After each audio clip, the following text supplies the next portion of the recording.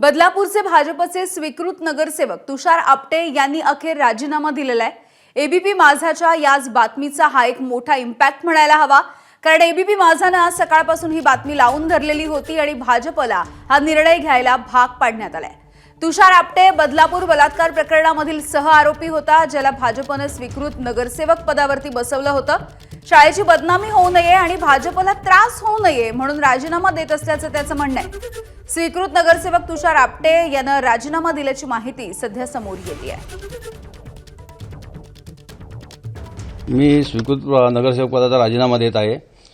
त्यात म्हणजे शाळेचा, आदर्श विद्यापीठ संस्थेचा आणि भारतीय जनता पार्टीचा त्यांना कुठल्याही प्रकारचा त्रास न होण्याकरता मी हा राजीनामा त्यांना देत आहे। ओके, 4 नगरसेवक आपण भाजपाचे निवडून आणले आणि त्याच्यामुळे आपल्याला स्वीकृत नगरसेवक पद मिळालं होतं, काय सांगा? त्याबाबतीत काय असेल ते नंतर आपण बोलूया त्याच्यावरती। पण आता हा मी माझा राजीनामा माझ्या स्वतःच्या मी देतोय, कारण याच्यामध्ये शाळेची आणि पक्षाची कुठल्याही प्रकारची बदनामी न होण्याकरता मी हे देत आहे। आता हा राजीनामा कुठे घेऊन जाणार, कुठे देणार राजीनामा? निवडणूक अधिकाऱ्यांकडे नगरपालिकेमध्ये। ओके, तर याच मुद्द्यावरती उद्धव ठाकरेंनी नेमकं काय म्हटलंय तेही जाणून घेऊया। तुषार आपटे हे सह आरोपी होते, बरोबर आहे? कोणत्या आरोपात होते, काय आरोप होते? अक्षय शिंदेचा एन्काउंटर का झाला ह्याचं उत्तर आता मिळते का?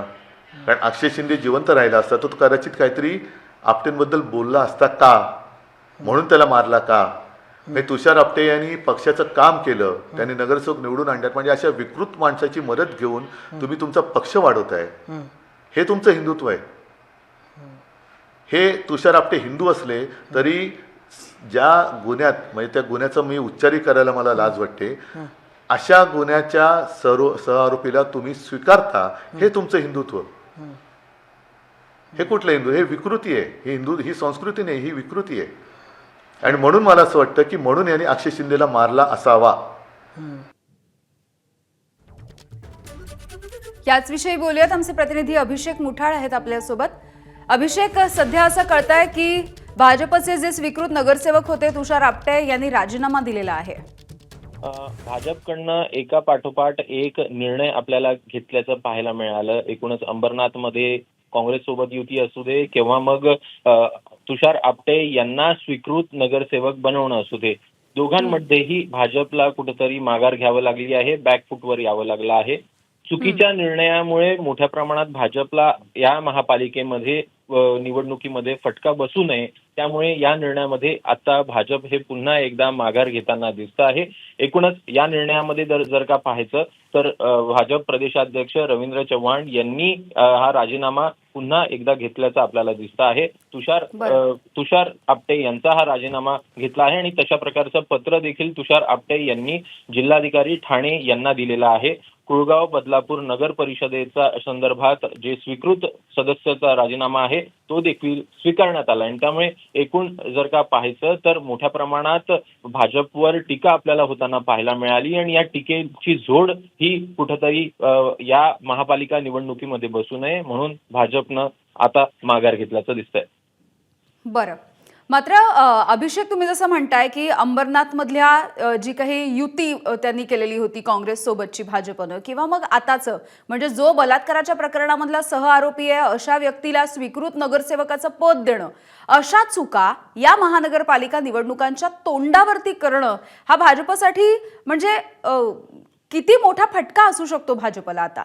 नक्कीच, कल्याण डोंबिवली महापालिका असू दे किंवा उल्हासनगर महापालिका असू दे, या दोन्ही मध्ये याचा कुठेतरी फटका हा भाजपला बसू शकतो। सोबतच इतर जर महापालिका निवडणुकीमध्ये पाहायचं तर अनेक पक्षांकडनं गुंडगिरी असलेले उमेदवार हे उभे करण्यात आलेले आहे, मात्र भाजपमध्ये थेटपणे नगरसेवक इथं बनवताना दिसतं आणि त्यामुळे कुठेतरी भाजपला हा अतिशय मोठा सेटबॅक म्हणावं लागणार आहे। एकूणच उमेदवारी देण्या इतपत गोष्टी जरी का ठीक असल्या, एकूण मतदार हे स्वतः आपला नगरसेवक निवडू शकतात, मात्र इथे अडचण अशी आहे की स्वीकृत नगरसेवक दिल्यामुळे सह आरोपी हा बलात्काराचा आहे आणि या आरोपामध्ये एकूणच आपल्याला एन्काउंटर देखील। अभिषेक, काही क्षणांसाठी तुम्हाला थांबवते, आपल्यासोबत ठाकरेंच्या शिवसेनेच्या उपनेत्या सुषमा अंधारे आहेत।